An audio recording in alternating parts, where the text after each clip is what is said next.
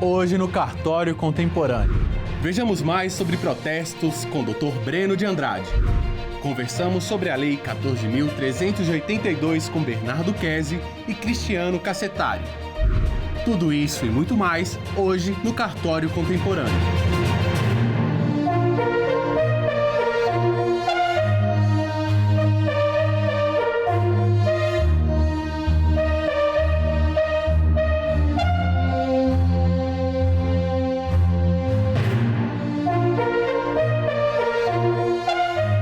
Breno de Andrade Zoeller Santa Helena é graduado em curso de Ciência Jurídica pelo Instituto de Educação Superior de Brasília, com especialização em Direito Público pela Fundação Comunitária de Ensino Superior de Itabira, especialização em Direito Registral Imobiliário pela PUC de Minas Gerais, mestrado em Direito pelo Centro Universitário de Brasília e doutorado em Direito pelo Centro Universitário de Brasília. Vice-presidente do Instituto de Estudo de Protestos de Títulos do Brasil, Seção Distrito Federal. Diretor de protesto da Associação dos Notários e Registradores do Distrito Federal. Ele falou conosco sobre o cartório de protesto. Olá, doutor Breno, seja bem-vindo ao Cartório Contemporâneo. Tudo bem com o senhor? Tudo jóia. Doutor Breno, o que faz o cartório de protesto? Bem, o cartório de protesto ele tem duas funções. A primeira, que é por excelência dele, que é recuperar créditos, né? E o segundo, quando ele não consegue a recuperação do crédito, ele comprova a inadimplência do devedor. Originariamente, né, ele servia só para caracterizar essa inadimplência. Da lei cambial do começo do século passado, ele servia para isso. Você tinha que caracterizar que o devedor não tinha efetuado o pagamento, né, para cobrar dos outros co-obrigados. Então, você protestava o título, né? Com o tempo, foi se vendo que essa chance de manifestação, essa chance de pagamento que se dava ao devedor, ela era efetiva. Então, o devedor, muitas vezes, dentro do prazo, né, que lhe era dado para se manifestar ou pagar, ele efetivamente pagava. Então, o protesto ele foi migrando de algo que só comprovava, né, a inadimplência do devedor para um mecanismo eficiente, né, para a cobrança de dívidas. O serviço eletrônico e as atividades digitais já são realidades nos cartórios brasileiros. Como o senhor avalia os serviços prestados pela Central Nacional de Serviços Eletrônicos dos Tabeliões de Protesto de Títulos, o SEMPROT? Então, naturalmente o protesto foi ganhando com o tempo, né, a aceitação do público e como todo serviço público ele precisava, né, se modernizar. Então, em 2009, se cria a Central de Protestos, na verdade se regulamenta, né? Ela já tinha seus primórdios antes, alguns testes, centrais de distribuição de arquivos, né? E então se implementa essa central. É interessante que ela em 2019, ou seja, pré-pandemia, né, ela dá esse salto, o Serviço Público de Protesto, ele dá esse salto para essa era de informatização e isso acaba, então, permitindo com que credores e devedores eles tenham um ambiente seguro para que eles possam, então, proceder com o serviço público, né? A Central de Protesto, atualmente, ela é indispensável para o protesto, né?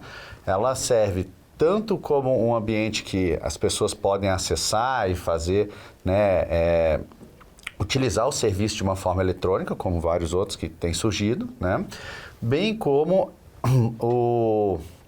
a central, ela permitiu a nacionalização também do protesto. Então, às vezes, o credor, ele não está no mesmo estado que o devedor. Então, ele tem uma urgência para protestar em outros lugares.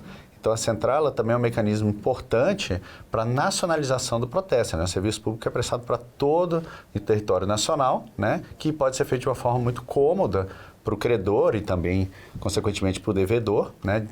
Em todo o território nacional via essa central. Doutor Breno, eu queria que o senhor falasse para nós sobre o protesto gratuito, sem pagamento antecipado. Quais os títulos podem ser protestados e como funciona a inclusão do protesto e seu cancelamento ou baixa? Vamos lá. Então, em 97, a lei, né, de Estatuto do Protesto, né, a lei de protesto, ela previu várias situações, onde você teria postergação do pagamento antecipado pelo credor e outras situações, né? Mas foi se vendo que isso muitas vezes acabava onerando o credor. O credor ele tinha uma dificuldade, porque ele já tinha um título não pago e ele precisava, então, resgatar esse dinheiro, né? E ele ficava acanhado em ingressar mais recursos para algo que para ele via, às vezes, como um prejuízo que ele já estava amargando. Então, também em 2019, o Conselho Nacional de Justiça, ele nacionalizou, né, a postergação dos emolumentos. Em que sentido? O credor, então, não tem mais custos para apresentar títulos para protesto. Então, ele pode protestar os documentos de dívida que ele tem sem custos adicionais, que é ótimo, numa tentativa dele de resgatar esses valores. Os custos eles foram repassados todos para o devedor, como já era antes, né? Mas ele não precisa mais adiantar. Há um limite, né, em relação aos títulos que são beneficiados por essa gratuidade, né, de 1 ano. Os títulos apresentados a protesto até 1 ano, eles são gratuitos, eles são apresentados de forma gratuita. Por mais de 1 ano, ou seja, títulos que venceram há mais de 1 ano, entre a data do vencimento e a data de apresentação, esse sim cai na regra geral da lei, que pode ou não, a depender do Estado, você tem uma cobrança antecipada, uma cobrança no ato de protesto, né, ou outro tipo de cobrança ao credor. Então, qual é o importante? O protesto ele é gratuito para títulos que são apresentados até 1 ano após o vencimento deles. Em relação a quais os títulos que podem ser protestados, né? A Lei Cambiala previu o protesto para títulos de crédito. Por quê? Porque títulos de crédito você tinha coobrigados. Então, você tinha avalistas, dependendo, endossantes, né? Que eles iam, avalista, eles se coobrigavam com o principal, principalmente, né? Assim, o principal, que é aquele que emitia o título de crédito, né? Já os endossantes são aqueles credores que iam passando esse crédito para frente, né? O problema era, todos eles deveriam pagar o título, né? Mas, uma vez que era apresentado a eles para pagar o título após o vencimento, eles sempre se restava uma dúvida. Se esse título já não tinha sido previamente pago por outro credor, né, no caso endossante, ou pelo devedor principal, aquele que emitiu o título de crédito. Então, o protesto ele entrou como uma forma de caracterizar, uma forma de você provar que aquele título não tinha sido pago. Então, por isso que, né, a principal função, a histórica do protesto, é isso, provar que não tinha sido pago para que você pudesse cobrar, principalmente desses outros garantidores do crédito, né? Em 97, né, com a Lei 9.492, se expande para documentos de dívida, então algo muito mais abrangente. Atualmente, qualquer documento de dívida, desde que tenham 3 elementos, que é que ele seja certo, ou seja, ele tem que estar documentado, porque você pode ter dívidas não documentadas, né? É um empréstimo verbalmente, outras formas, né, que não estão materializadas no instrumento, em um documento, né? Então, se ele for certo, está documentado.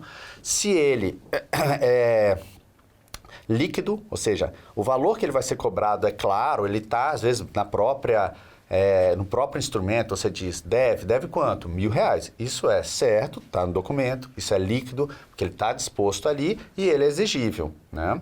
O protesto mais comum, que é o de cobrança, que é o principal, né? Você precisa ter um documento que ele já venceu. Para quê? Para que você caracterize que ele não foi pago, né? Então, os documentos podem ser de qualquer tipo de documento de dívida, né? Desde que ele seja certo, líquido e exigível, né? E qual o prazo, então, desses documentos? Uma vez que ele vence, até quando que eu posso protestar? Não há um prazo definido. Os documentos de dívida, as dívidas em geral, elas estão sujeitas à prescrição, quando elas deixam de ser exigíveis, né? Então, seria uma limitação. Mas essa questão da prescrição, ela muda de dívida para dívida, né? Uma pergunta, e aí, mas se eu apresentar esse documento, o tabelião vai obstar? Não. A própria lei prevê que não é papel do tabelião nem verificar prescrição e nem decadência. Ele não vai verificar se transcorreu já aquele prazo do título, que ele já venceu há muito tempo. Isso é uma responsabilidade do credor. Ele tem que ver se aquela dívida, né, ela ainda é exigível do seu devedor. Esses prazos geralmente oscilam entre 2, 4, 5 anos ou prazos contratuais até de 10 anos, né? Então, tem uma variedade grande, né? Em relação, então, não é verificado, né, essa questão de prazo, mas, na prática, se vê que o outro efeito do protesto, além de caracterizar a dívida, que é o efeito de resgate desse valor, de você conseguir reaver esses valores, ele é muito mais eficiente quando você tem uma proximidade entre o vencimento da dívida e a apresentação do protesto. Um título que vence recentemente, quando apresentado ao protesto, ele tem uma alta eficiência, assim, o protesto tem uma alta eficiência. Então, você chega a atingir 70% ou mais, às vezes, de recuperação. Quanto mais para frente, quanto maior o hiato, né, a diferença entre o tempo do vencimento e o tempo da apresentação, você começa a ter problemas operacionais, por assim dizer, porque é mais difícil você encontrar o devedor já botou outras prioridades na frente em relação ao pagamento daquele título, bem como está se aproximando do prazo de prescrição. Então, o prolongamento do prazo para apresentação em relação ao vencimento do título, ele vai diminuindo, por assim dizer, a eficiência do protesto, né? Há um prazo? Não há um prazo, mas apresentar títulos mais próximos do vencimento ou logo após o vencimento, você tem uma chance muito maior de conseguir reaver aquele valor que lhe é devido.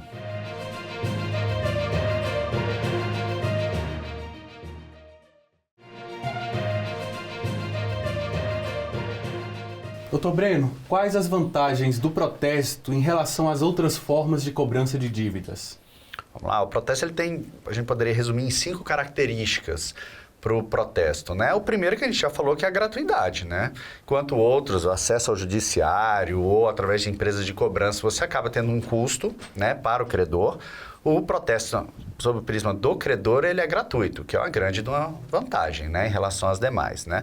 O segundo, que é a forma de acesso. O protesto ele é um serviço público e ele é, por assim dizer, democrático, né? No sentido que qualquer pessoa pode se utilizar do protesto, seja a pessoa física, seja a pessoa jurídica, e não há necessidade de profissionais para intermediação. Exemplo, uma execução judicial, você precisaria, a depender do valor da dívida, você precisaria ter um advogado, por exemplo, né? Então, não há essa necessidade, as pessoas mesmo podem apresentar. Para que isso fosse eficiente, o protesto ele também tem a terceira característica, que ele é fácil, né? Por exemplo, a gente comentou da SEMPROT, né? A Central de Protesto, né? Que hoje é feito, né, eletronicamente, né? A central de protesto, para que você venha protestar, né, você pode acessar lá semprotnacional.org.br, então SEM, né, CEN de central, PROT de protesto, SEMPROT, PROT, nacional, tudo junto, .org.br, e lá se dá uma olhada no canto direito superior, tem um botão grande, azul, chamado Proteste Já, né? Basicamente você faz lá o seu cadastro, né, você vai precisar fazer algumas declarações, dar dentro de responsabilidade, mas você preenche um formulário, anexa a imagem do título e manda para protesto. Aí já acabou, por assim dizer, a atividade do credor. Ele já enviou para protesto. Todo o procedimento depois, ele se continua independente dessa ação do credor. Isso é muito bom, por quê? Porque qualquer pessoa que conseguir preencher lá, acessar, fazer o cadastro, digitalizar o título e enviar, ele já está utilizando o protesto. Então, ele é fácil também. Junto disso, você tem a velocidade, que hoje em dia é muito importante. As pessoas têm pressa, né? As pessoas precisam das coisas a todo momento. Então, a questão da velocidade. O procedimento do protesto ele é muito curto. Os prazos legais são 24 horas, 3 dias e assim por diante. De tal forma que todo o procedimento do protesto, ele meio que consegue se concluir em uma semana. É difícil você ter uma outra solução, né, igual, seja um serviço público, com fé pública, etc., que você tenha tão curto. Em uma semana, a maior parte dos protestos ele já se conclui, ou com pagamento do título, ou com efetivo protesto do devedor, né? Então, ele é gratuito, ele é acessível a todos, ele é fácil, ele é rápido e, como a gente começou comentando, ele atualmente pode ser integralmente eletrônico, né? Então, você consegue, da forma eletrônica, acessando lá semprotnacional.org.br, você consegue fazer todo o procedimento de forma eletrônica. Então, são 5 características que, para um serviço público ou para qualquer tipo de serviço, são bem relevantes. Existe algum valor mínimo ou algum prazo para protestar uma dívida? Vamos lá.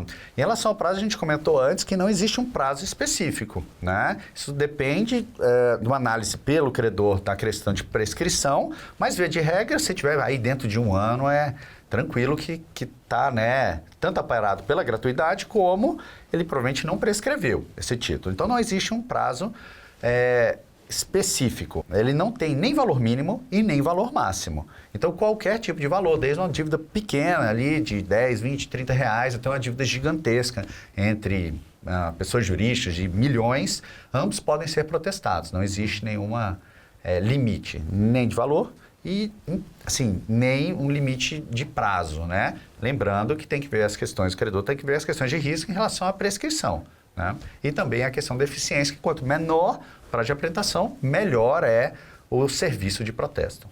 A recuperação de dívida alcançada pelo protesto pode ser maior do que alcançada pela negativação?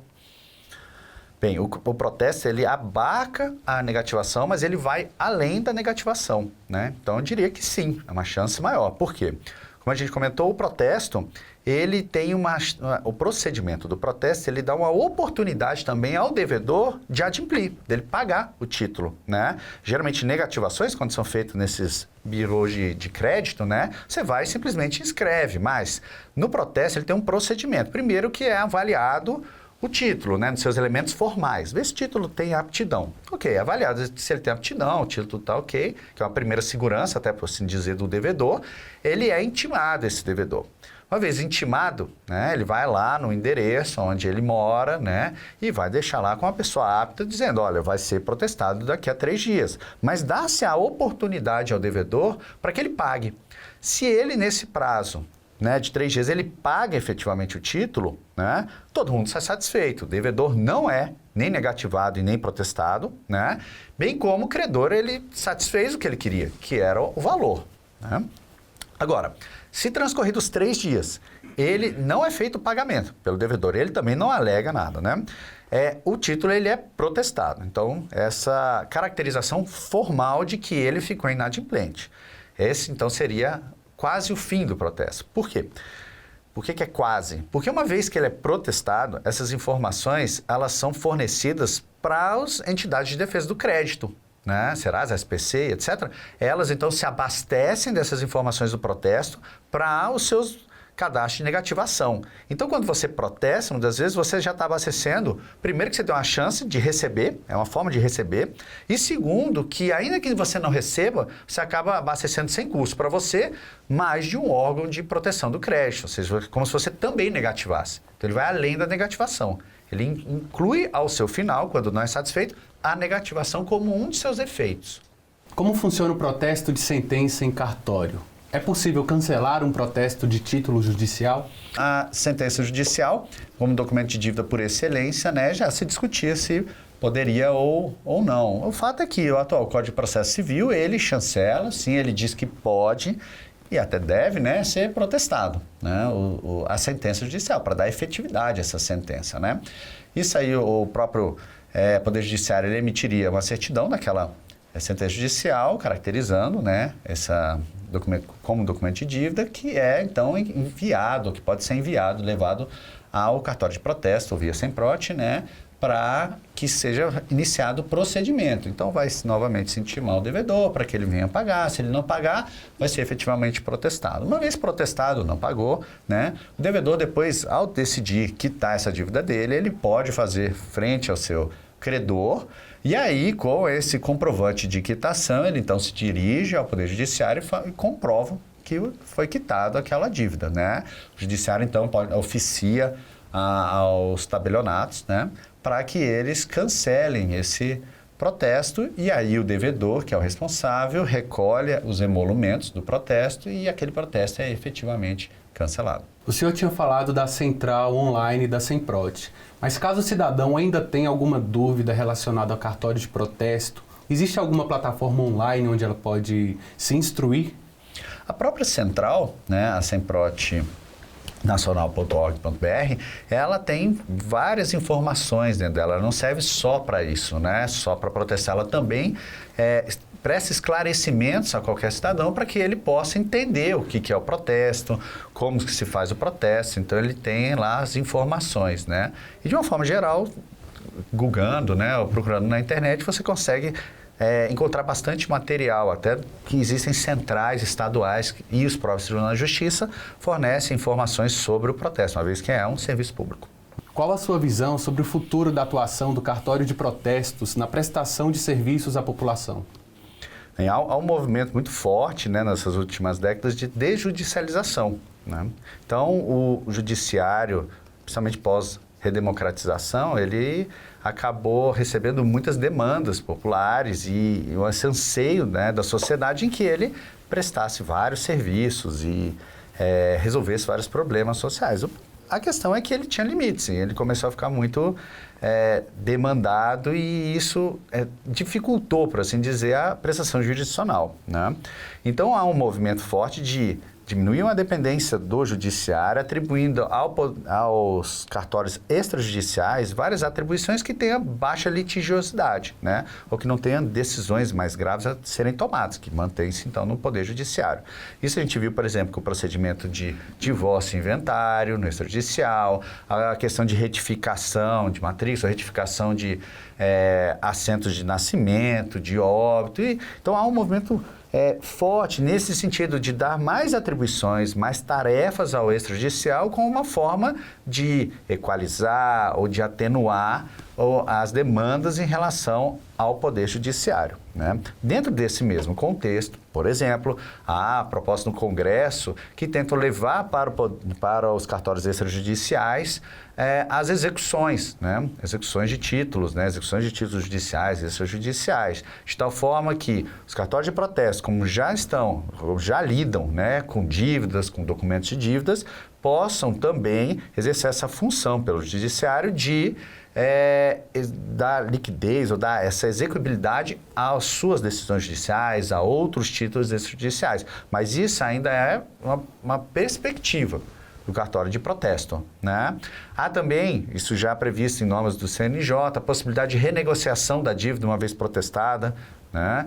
Isso que ainda deve ser melhor implementado, ainda será melhor implementado, de tal forma que o cartório de protesto não só chegue até o efetivo protesto, mas como ele continue após protestada a pessoa tentando esse resgate do valor em benefício do credor, né, ou de solução dessa relação jurídica credor-devedor. Então, existem várias possibilidades aí ainda para que o cartório de protesto eles possam ofertar ou auxiliar a sociedade de uma forma geral. Dr. Breno, uma satisfação em tê-lo aqui conosco. Seja sempre bem-vindo ao Cartório Contemporâneo. Eu agradeço a oportunidade de estar contribuindo aí com o projeto, né?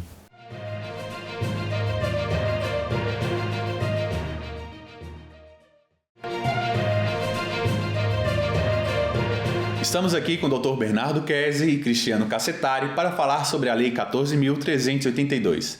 Olá, Dr. Bernardo. Olá, Dr. Cristiano. Quais alterações a Lei 14.382 causou ao registro de imóveis e civil? A Lei 14.382 de 2022 trouxe várias inovações dentro do universo notarial e registral, alterando substancialmente os registros públicos, em várias questões gerais e questões específicas também de cada uma de suas especialidades. Sobre o registro civil das pessoas naturais, nós tivemos importantes inovações, que é a possibilidade de alteração de prenome e sobrenome diretamente no cartório. Isso vem trazer para a população brasileira uma facilidade enorme, porque antes a maioria desses procedimentos era realizado no Poder Judiciário e não tinha permissão legislativa para que ele pudesse ocorrer. E dentro do mundo moderno que nós vivemos, muitas pessoas ou insatisfeitas com o seu prenome ou querendo incluir um sobrenome do cônjuge depois do casamento, porque a época não incluiu e se arrependeu, ou até mesmo o inverso, né? Incluiu e se arrependeu, gostaria de excluir. Então, é uma lei que traz importantes modificações para dar, primeiro, para o cidadão a liberdade, né, com relação ao seu próprio nome, a sua própria denominação, como ele é conhecido na sociedade, e também de facilitar o procedimento para que o mesmo seja realizado diretamente no cartório, sem a necessidade de uma ação judicial, né, sem a necessidade de ter todo o trâmite do Poder Judiciário dentro das ações judiciais, que demandam sempre um determinado tempo para as soluções, né? Não é, Bernardo? E para o registro de imóveis, o que você destaca de importante? Boa, Cassetari. Eu acho que o registro de imóveis ele também ganhou muita extrajudicialização. A regularização da propriedade vai ser possível também por meio da adjudicação compulsória extrajudicial, que é um procedimento que forma um processo administrativo pelo qual o título é formado a partir da confirmação pelo oficial da vontade de vender, de quem são as partes e da identificação do imóvel. A gente tem o cancelamento extrajudicial de compromisso, novas modalidades de organização da propriedade, como a incorporação de casas e lotes, isolados, geminadas, né? E nós temos aí uma série imensa de alteração por conta do processo de digitização do registro, em que envolve a certidão, envolve o título, envolve uma qualificação dos extratos, para que o cidadão possa ter um ambiente virtual mais próximo ainda do registro de imóveis, já amparado em muita coisa que já era feita, né? Muito se fala, a MP dos cartórios força os cartórios a se tornarem digitais. Isso é uma falácia, os cartórios já eram digitais, já havia regulamentos do CNJ, trazendo toda a digitização, a certidão eletrônica. O CRC faz isso há muito tempo, a certidão do registro civil de pessoas naturais já é emitida há muito tempo de maneira online, a mesma coisa no registro de imóveis. O que a lei o que a lei fez foi, digamos assim, não trazer isso por normas da Corregedoria Nacional, mas trazer isso na lei de uma maneira orgânica, estruturada, permanente, que torne possível a efetividade desses serviços de maneira perene ao cidadão. O cidadão conseguir acessar o cartório 100% digital de norte a sul, com toda uma previsibilidade dentro do sistema eletrônico de registro público. E uma outra coisa também que a gente precisa corrigir é de que a lei forçou os cartórios a se tornarem digitais porque o projeto partiu dos próprios cartórios. O registro de imóveis organizou, junto com o registro de títulos e documentos e logo depois com a adesão importante do RCPN, do Registro Civil de Pessoas Naturais, um projeto que modernizou a 6.015, que também não está salvo de críticas, mas certamente tem muito mais benefícios do que malefícios em relação às estruturas do que são essas instituições e a importância delas para o Brasil, para o cidadão, para a efetivação dos direitos da cidadania. O que é o Serviço Eletrônico de Registros Públicos, o SERP? Como explicou o Dr. Bernardo, uma unificação normativa dentro da legislação acerca das centrais eletrônicas, né? Como ele bem ressaltou, a questão da informatização dos cartórios, ela já é antiga, né? Me recordo que a primeira central, ela teve o seu ponto de partida de criação, né? Isso há mais de 10 anos, né? Foi em 2012. Então, de lá para cá, muito se fez em termos de informatização para aproximar o usuário do cartório à serventia, né? Porque todos nós sabemos que no registro civil das pessoas naturais, por exemplo, às vezes a pessoa nasce num determinado estado, ao longo da sua vida muda de cidade, muda de estado, muda de região, né? E aí o seu casamento vai ser feito em outro cartório e ela precisa acessar a sua documentação originária, né? Então, nada mais cômodo do que estar no seu próprio município de domicílio e conseguir num cartório ali daquela localidade, né, o atendimento para que seja feito demandas para os cartórios de outras cidades e de outros estados, né? Isso facilita em demasia, facilita muito. E por hoje é só. Eu sou Duda Meirelles e foi um prazer tê-los aqui conosco no Cartório Contemporâneo. Se você perdeu alguma parte ou gostaria de rever o programa, temos uma reprise segunda-feira, 19 horas, na TV Justiça ou no canal do YouTube da CNR. Voltamos com um episódio inédito na próxima quinta-feira, às 19 horas, aqui na TV Justiça. Até lá!